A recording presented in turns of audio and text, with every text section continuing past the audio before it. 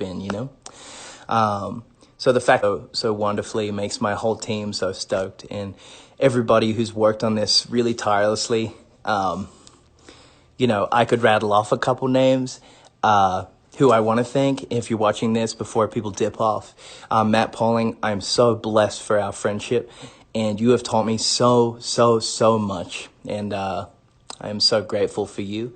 I mean, we started the record in February, and you really bestowed a lot of light in me to grow and trust myself and trust my instincts and start to build upon my writing and lyricism and production. And you've been so patient with me from day one, because I was a stumbling child when it comes to production. But you always listen to my story and my narrative and what I wanted to get across in my music. Even though the ideas are so grand, I feel like we really nailed a record that talks about philosophy in a gentle way, that we're not forcing our ideas on people. I think it's in a way that balances between logic and metaphor. So I'm really proud of the lyrics that we wrote together. I'm proud of the music we made together. And Matt Pauling, everybody out there who's watching, Matt Pauling, man, we're blessed to have you. You're an incredible creative. Gianni. Now, I started doing some of the sketches for my record. I started kind of in the beginning, I would start to rattle off. I knew that I wanted to develop a visual, artistic way to influence my music. I wasn't very good at it in years and years and years ago, but over the past couple of years, especially with 5 Sauce, I've been able to identify my own artistic, illustrative style. So you see that with Skinny. You see that with the little demon man with the horns. You see that in so many other artworks like Greyhound and Sunshine, and kind of exploring that, but then realizing that, no, I should be collaborating on this. Luckily enough, I found Gianni. Now, I'm going to share Gianni's page after this, but Gianni is one of the most incredible, timeless, friendly, wonderful artists that I've ever had the chance to work with. So really blessed to have worked with him and built a respect and trust with him to listen to my music. He was one of the first people that heard it, and listen to the music and really immerse himself and project and kind of hand me back this amazing visual world that Superbloom could live in. And shout out to my managers, Matt Emsel and Ben Evans. I don't know if you guys are watching this. You don't usually watch this type of thing, but damn, you guys crushed. Thank you for believing in me. Thank you for letting me take the reins. Thank you for understanding this is such a different project to me. This is me really rooting down and trusting my own songwriting, and wanting to go on a little side quest, as I've been calling it. To my boys in the band, Luke, Callum, and Mike, I love you guys. You're precious and so darling to me. And everything, every tool I have, every lesson I've learned, you've been there right by my side, and I really appreciate you guys having that respect to allow me to go and pursue this kind of thing on my own for a moment. And I think we will shine even brighter than we have before next time we get back at it. Where do we go from now? I got a bunch of exciting shit. So I'm in this house that I rented in the desert. We're changing subjects.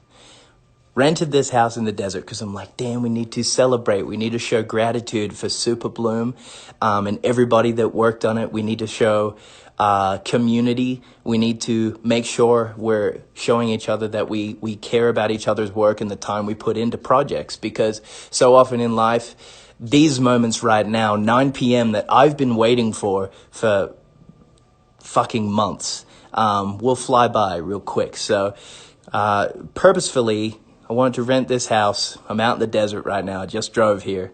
And basically tomorrow, we've all got COVID tests, and we're going to hang out together, the whole team that worked on the record. And I'm so excited, first of all, for safe human interaction.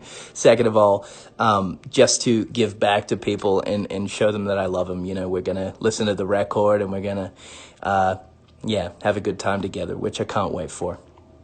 So first of all, I got some merchandise.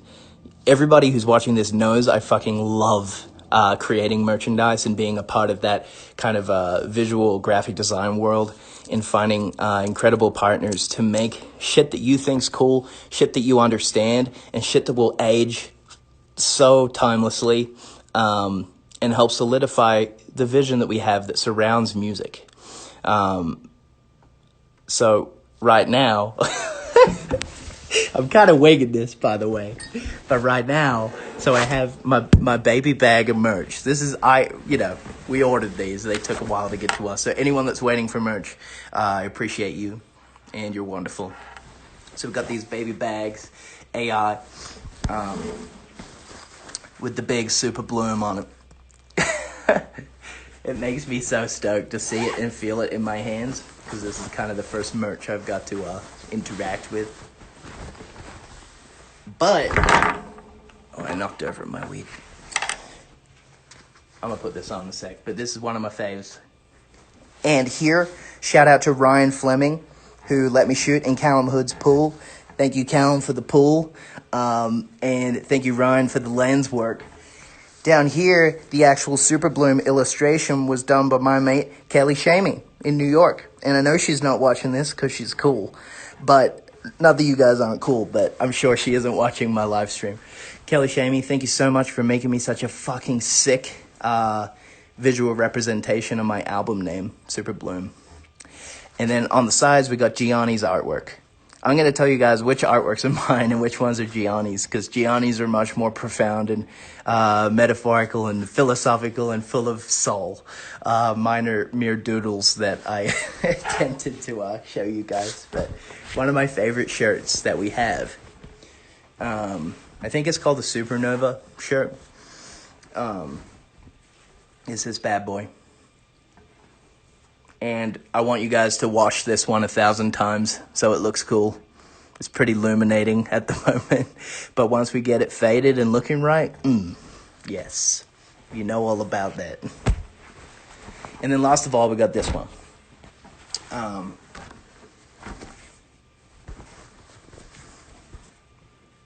And a lot of people ask, is this Callum? No. Why would I put Callum on a shirt for my album? Doesn't make any sense, but I like your style. It's cool. This one is stunning and beautiful, and it reminds me of all of the positive light energy I poured into this record, not only for myself but you guys. I really wanted to release this also independently to some extent. I'm getting some help from EMI in Australia with the releasing my music, but I partner with Ingrooves, who are a distribution label, because I wanted my music to come directly to you guys. I thought that was really important for the type of music I made. It's not necessarily pop music, which I've been involved in for a long time. It's more rock influenced, and you guys have read and I've spoken about my influences a lot. But yeah, so that's how things are going. And I kind of like being really transparent about how I'm doing things with you guys, because I think it's important for you guys to feel its purity, and it's just pure creation. Because that's kind of the way I want to do this solo project stuff. I don't want to do anything else. Yeah. Keeping it simple, keeping it pure, and keep on writing songs that I love. And I'm just very blessed that you guys think they're cool. So every country, whoever is watching right now, I'm really blessed that you listen to my music, and I really appreciate you guys very much. Now, we could get to listening to the record, but the way I like to do things is I'd like to talk about the songs. I'm going to rattle them off. I'm going to talk from top to bottom about Scar all the way to Perfect Lie, and then I'm going to go listen to the record on my own, and you guys can listen in your bedroom or wherever you are. I'll talk about Scar. It's about my family. It's about if Lauren or my mom Anne Marie or Harry or anyone in my family is watching this at the moment. I love you so dearly, and I've been away for so long. But I really love you, and I think about you every day, and you're my main motivations to persist in my my songwriting and my artistry, and just basic communication with everybody. Everything that I put out into the world is a reverberation of everything you taught me when I was a kid. And I love you guys. I love my family. So Scar is about some of the darker paths that life might take us on. But we can always bounce back as a unit, as a family. And that goes for you guys watching too. Not giving into that darkness and never taking that next step into the darkness, you know. Perfect Lie. Have you found what you're looking for a second? I think. This is the first one. I've been rambling on about this for weeks, but this is the first song I wrote with Matt Pauling, and I became really, not obsessed, but I really liked the textures of the guitars and all these kinds of things in a band called Failure's Music, who they're definitely not watching the live stream either, but if you go listen to Failure, you'll hear some of the guitar influences and stuff, and just really working on where my inspiration was coming from, because I always love to use guitars in my music. That's just what connects with my soul and who I am as a songwriter. Have You Found lyrically is about busting open my mind. When I got sober, I stopped drinking alcohol. It was for many reasons. It was because I wanted to develop a lot of empathy and love for people, more than I already had. I wanted to get a kind of grip on my depression and anxiety, but I also wanted to open my mind even more, in comparison to when I was drinking heavily, to kind of dull down the feelings and thoughts and whatever I was doing that for. But Have You Found What You're Looking For is me busting through to the other side and going, no, I will pursue clarity. I will pursue love. I will pursue all these things. I will live a life full of joy. And that's what Superbloom's pretty much all about, all encompassing. Live a life of joy. Choose yourself. Choose that lighter path and your intuitive path that guides you to true happiness as a human. So, Skinny Skinny, I don't know. I wanted to release this first just to put something out into the world that resonated with me so deeply that there was nowhere else to hide. You know, I want to be a lyricist and an artist that puts lyrics out there that are intriguing and heartbreaking or just vivid. That song, I've never really written a song with such logical, anatomic kind of lyrics that are very, I call them sharp. And that's, that chorus of Skinny Skinny is the first time I really enjoyed listening to my own voice back. I never sang on a song before, where I've listened to my voice and I go, damn, I sound good. 'Cause I'm still working on that as an artist. And how I record my vocal is really grown over the years. So Skinny Skinny is the first time that I fucked around with vocal doubling, one take, no melodyne, and really getting identical double takes and stacking my voice on a really beautiful microphone and singing in such a way that it really illuminates my personal tone as a vocalist. So getting into that shit was really exciting. So Skinny Skinny obviously is about body dysmorphia, but also discovering my own voice. You know, it's funny and profound how life works like that. What's next? Greyhound. Fucking epic. You know, I kind of want Greyhound to blow the roof off wherever you're at. It has an incredible guitar solo done by the mighty Matt Pauling. That song, for me, growing up, I knew a greyhound trainer, 70 greyhounds on a farm, and I used to help him feed them, and then they would race them. And little did I know, didn't know much about animal rights when I was a kid. I wish I did. And later on in life, I thought, it's so fucked up. First, second, third, if you're not first, second, or third, yeah, the dogs would, you know, not be a part of the race anymore. And I think kind of, I was comparing that, you know, I wanted a concept lyrically that kind of went through, we work so fucking hard and we give our lives away to corporate entities, we give our time to people, we give our lives away to things that aren't always reassuring and refueling us as beings. You know, we waste away and we work and work and work and get stressed and more stressed and more stressed, and then it's over. You know, Greyhound for me is about finding clarity, in what you're pursuing, why. The visual of greyhound is just when you catch that fake rabbit as a greyhound, if you're racing as a greyhound personified, what do you win? What do you really win? So make sure you know what you're chasing, basically, and that's what greyhound is about. Matter of Time is a beautiful song about imposter syndrome, and when things get good, don't destroy them. When things become, you get good feelings from things in your life, you deserve them. You deserve everything that is good. You deserve everything that is profound and joyful, and you deserve to have good things in your life, even though all of us have been through different struggles. So that's what Matter of Time is about. Accepting joy and letting it flood in when it does.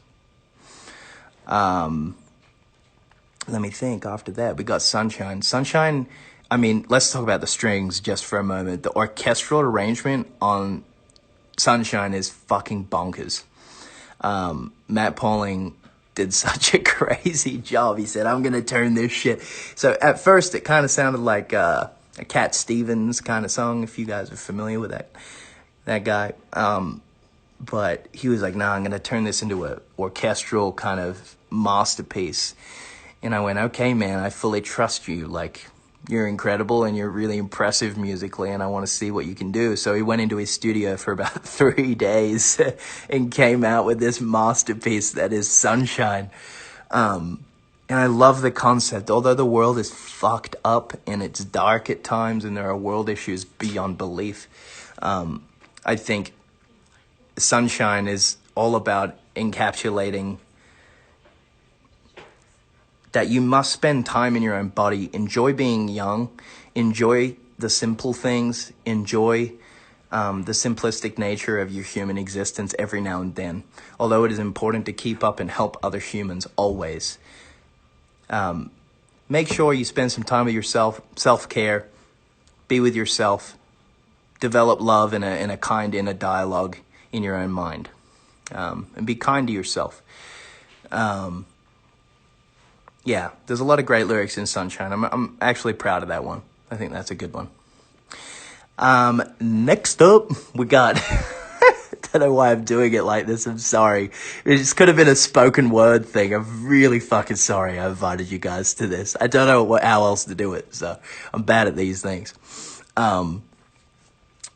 What's the... KK? What's the next song after Sunshine? The Sweetness, yeah, thank you. Sorry. Yeah, The Sweetness is next. I don't know, plain and fucking simple. If you feel like life is a constant uphill battle and you're dealing with depression or anxiety or anything, and you think you need to reach out for help, there's no fucking shame in that, man. You must get help. It's such a critical thing to do because you can recover, you can become happier, you can become more yourself at the end of the day. And if you do need help, you know, I don't know if you need Ashton looking through a screen telling you that, yeah, do it, try it out. Because you can be brave and you can go, you know, get therapy or speak to a counselor or find a friend and speak to them about the shit that's going on in your life. Yeah. That's a, we can talk about more in depth than The Sweetness another time. Next is it I'm to Blame? Yeah. Yeah. No, it's just Drive. No, it's I'm to Blame. Okay. I'm to, thanks. I'm to Blame. So there's a band called Deep Purple. And I don't know if you guys would really like this shit, but it's classic rock. And they have this song called Fireball, and it has one of the most banging drum intros. It's like one of the best drum intros of all time. And I wanted to have a song on my record that started like that, because you guys know me as a damn drummer. So I was like, we need to have a drum moment. Matt was like, yes, we do. That's why Matt was the right guy for the job. He's like, yes, we need drum intros. I'm like, what producer in the world could I fucking say, yeah, man, I would like to put drum intros in the song like it's the 80s. But I had fun doing it, and it's fucking sick. I'm to blame's about a mushroom trip. I'm to blame's about expanding your mind and blowing your mate's mind when you come in with some cold hard facts about our consciousness or what we feel in our journey and growth as people. When you blow people's minds, with some wisdom, or maybe it's not, because he who thinks is wise is not wise, but speaking to people from a truthful place and working all the secrets of the universe out. That's what I'm to blame's about. I showed you the light, and I'm to blame. It's not a negative thing. It's like we really busted through to the other side, in a psychological sense. We worked it all out. We know what our purpose is, and I'm to blame. So at the end, so to people that don't know what the concept's about, it purposefully says it sounds like madness to you, because the concept is kind of, I would call it whimsical or vague. Yeah, the next song, Just Drive, I'm not going to go super into depth, but this was a song for KK at the time. And her and I were experiencing loss, her in particular. And from a lyrical standpoint, it's a gentle song, but it speaks deeply about the simplicity of when you're in a loving relationship with someone. You don't always have to have the answers. You don't always have to have a solution to problems. You don't always have to have a cure for pain. You can just be there and be a friend and make sure you're gentle and soft for them and just that's why it's so simple, that chorus, Just Drive. It's a simple thing that we do in California, where you just kind of you have so many places to kind of go to a lookout, a Mulholland, or you drive to PCH and go to the beach or whatever. But it's simple things where you kind of work the problems out. I really like the lyric in that song, we can tie another knot between us and some hope. Because when you've run out, I feel like at our darkest moments, we need a friend or a partner or whoever it is to go, no, we're going to try. We're going to try get up, and we're going to try be resilient, which is what I do with you guys all the time, You've seen me kind of flow through almost a decade of my life publicly, and that's been kind of crazy, but it's a trip to think about. But yeah, I love that song. It feels really good. Just Drive into Perfect Lie? Yeah, sorry. It's only 10 fucking tracks and I forget. It's awful. Perfect Lie, I spoke about it with an interviewer yesterday for Rolling Stone in Australia. And it's about me growing out of songs that I've written in the past. Like, in fact, I'm pretty stoked today when I think about this song, but like a song, for instance, like Voodoo Doll, that I wrote with Callum when I was like 17 years old or some shit. It's like, I just don't dig that song as much as I used to, in the most gentle way possible. And it's like what my mom says to me, like, we release Youngblood, it's number one for 10 weeks in Australia, and she says to me, well, Gotta Get Out is still my favorite. And I'm just like, damn it, so we have to play those songs, and we honor those songs forever, no matter how old they get. But Perfect Lie is me getting my teeth out and talking about kind of like the psychological resistance that I've dealt with in the past. In a poetic way, it's all emphasized and hyperbolized. So that's fucking superbloom, man. It's amazing. I'm so grateful to share it with you guys, and I'm so grateful that you accepted that first kind of email that I wanted to send you guys when you entered your emails to my website. And you're like, yeah, I want to see what Ash has got going on. And I did a whole fucking record for you guys and myself. It's been a very freeing process, and I feel very happy. And I feel very proud of it all, and I'm so stoked. And if you're on my team and you've watched this, like, I'm so in awe of what we've created. I think it's a stunning record, and I can't wait to see what happens in the future with it. So I think that's good. I think that wraps it up. I think I can go listen to the record now. I think you guys should too. I think we should speak on Twitter about what I did right, what I did wrong, and then we'll make a game plan after that. But as far as things go, that's about all I've got to talk to you guys about right now. I'm going to go crank Super Bloom on some speakers. I'm going to check in with you guys tomorrow, and then we'll talk more. But I love you guys very much. You're wonderful. And enjoy Super Bloom as an album.